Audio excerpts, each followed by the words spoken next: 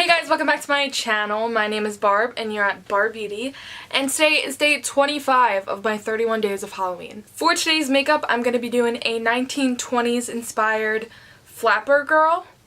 I curled my hair like going inward, and I have this like little pearl necklace. I'll go over everything at the end of the video, but I like to make these intros really short, so let's get on with the video. Subscribe to my YouTube channel, follow all of my social media down below, and let's get started on this 1920s flapper.